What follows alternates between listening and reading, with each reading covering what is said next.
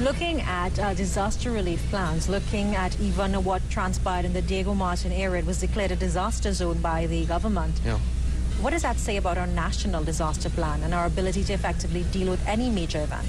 Well, it's very difficult to make assessments. I tend to focus more on the combination of preparation for disasters as well as prevention. Right. So it starts with our policies with regard to land use. We see areas where large swaths of the hills are cleared for housing and other things. Clearly, those things must be contributing to some of the problems that we face. With regard to the disaster recovery and the plans and so that are in place to deal with that, I think more is required. One sees activity, one sees a lot of expenditure. Whether that is the most efficient way to deal with the recovery effort and so, I think the jury is out on that. I see still a lot of wastage of resources. See droves of people coming in after a disaster with no tools, no implements to really do anything. Now this year you also have included a youth forum. Yes. The rationale behind that and the response thus far? Oh no, I mean there's no doubt that informing young minds and forming young minds is very, very critical to what we're trying to achieve. Some of the challenges that we face currently is because of people that have developed attitudes and behaviors that have started a long time ago. So we are trying with the current generation, the older generations, to inform through sessions like this, to influence through sessions like this and other means. To affect the youth and to influence the youth happens now. So AmCham is very much focused on youth formation and developing the right behaviors and mindsets at very early ages that get carried on into their work careers. You'll recognize from the program that we're very much focused on the secondary school level. This is the group that is going to go through the universities and the colleges and then going to be in the workforce shortly. So it's very important to get key messages over to them, get their mind shaped and formed in a particular way. Now, this youth forum, looking at the progress that is made, now this is the second year that you've been doing it? More than 2 years. More than 2 years you've been doing it. Have you seen a change in behavior? Do these young people go out as ambassadors after that, ensuring that there's continuity? Well, we don't have the follow-up programs to say to track that.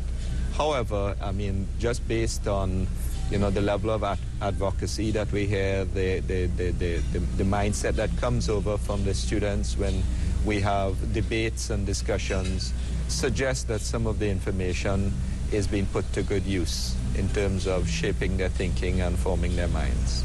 Now, looking at some of the key features that are taking place this morning, security, looking at sustainable development, engineering, processes and policies, the inspectorate actually going out and monitoring a plant. In addition to some plants being their processes being archaic, the cost of upgrades are quite a lot, exorbitant in some instances. What can the government do to facilitate that? What are some of the things that you're hoping to see in the budget to ensure that, one, we are fully mechanized, fully compliant, best practice, but safe practice? Right. I think that if one were to look at the energy sector, I think we have very responsible operators. I'm involved in the downstream sector, and I have knowledge of the upstream sector, and I know that all of the operators operate at higher than national standards in most instances. So we have very responsible operators that maintain and operate their plant to the very highest standards. So I don't think any effort is required in that regard. I think the other sectors is where we have problems. Even in the government related entities that I think the ones that are more at risk, at least from my perspective. Now, Mr. Who's going to regulate that? If they are the guilty ones, it's going to be the police investigating the police or the enforcer investigating its owner. Well, I don't want to enter into that kind of discussion. But looking at human, economic and environmental progress, understanding the importance of everyone being on the same page. For some reason, there's always a gap that exists. Yeah. Getting everyone together, even when we look at the tripartite agreement with the labor, business and government, labor and getting labor involved in this activity. So many times, and we had this conversation earlier, when an accident occurs, the labor unions will call for the heads of those who are responsible for the managing of the company. How do you get all the stakeholders involved to make sure that we all move together? Well, that is an ongoing challenge. I mean, I could speak for my own business. Right. And maybe even some of the businesses that I know.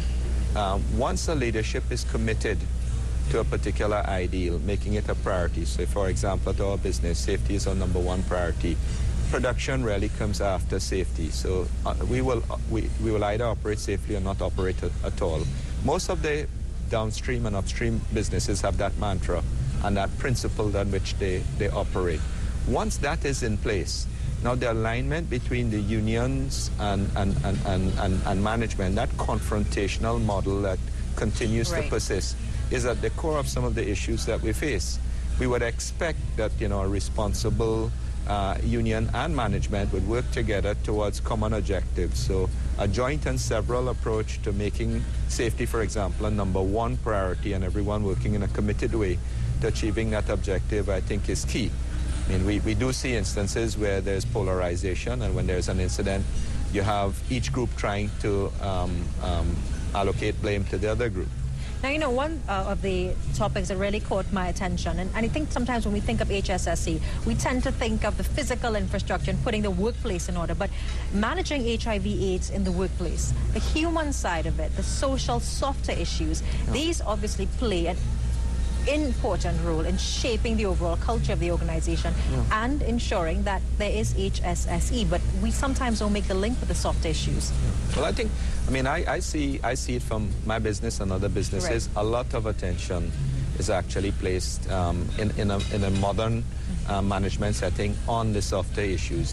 Very few organizations today, at least in Trinidad and Tobago, downstream energy sector in particular, I could speak for the energy sector, don't have all of them have an employee assistance program, wellness programs, other mechanisms that are trying to influence employees in positive ways, dealing with the softer issues. Looking at specifically HIV/AIDS in the workplace, it's still considered a taboo topic. Yes. People still grapple with personal family issues. Getting the organization involved and creating that support network, do you think it's something that we've reached a point where it's no longer considered taboo? No, I think it's still considered taboo. How do you think we're going to change that?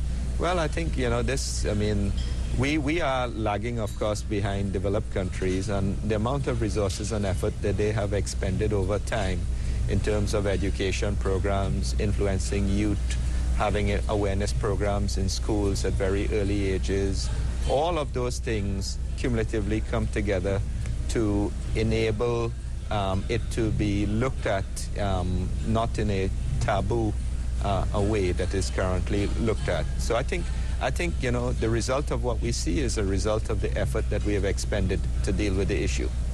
Now, there's the other one about occupational safety and looking at ensuring best practices. If the OSH authority and the EMA and the regulatory bodies are not equipped to handle it, who's really going to ensure that companies are compliant?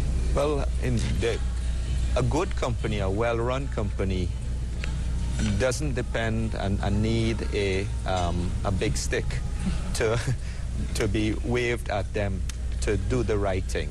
So I think we have, in the energy sector, we have responsible operators that do the right thing and even operate at higher standards than the regulators would expect based on the defined regulations. But you will have the organizations that need compliance mechanisms, and yes, you need the right resources, you need the effort, the focus, and so on, and it is incumbent on the government to make sure that these groups are appropriately staffed to carry out that mandate. Looking at from oil refineries to sugar refineries, investigations of the U.S. Chemical Safety Board. These investigations and learning from the mistakes of our past, do you think that it's well documented, well archived, so that processes and policies and procedures actually change? Well, locally, I don't think that we document as well as we should. Now, I do know the Chemical Safety Board. I'm very familiar with their material and the work that they do in the United States. And once there's a major incident, it is not only documented, simulations are done, posted on a website. Everyone has the opportunity, without fee, without having to pay to get access to this material, have access to it to learn from those. At our organization, for example, periodically, probably every month, we show one of the Chemical Safety Board videos to learn from those incidents. So yes, something parallel of the same kind of standard, etc., clearly would be of benefit nationally. Mr. Chair, we just have a couple minutes to wrap this interview. Your closing comments: 16th Annual Health, Safety, Security, Environment Conference and Exhibition. Your closing comments, Trinidad and Tobago. Well, I mean, this is an ideal opportunity for safety professionals, environmental professionals, people in occupational and health, and so to get together and to share best practices, to hear from speakers that are world-class, both locally and internationally. There's a great opportunity to learn, to grow their knowledge base, to network extensively. This is what moves the bar up with regard to performance. So I would encourage all safety professionals, not only in the energy sector, but in the other sectors that are poorly represented at the conference, to get on board and to use this as an opportunity to enhance their performance in the HSSE arena. Do get on board. Use it as an opportunity to encourage change for the positive. Get your HSSE compliant. John F. Kennedy is a feature speaker. John F. Kennedy Jr. is a feature speaker at this year's conference. I'm Hema Ram. Soon I'll take a very short break and I'll see you after this.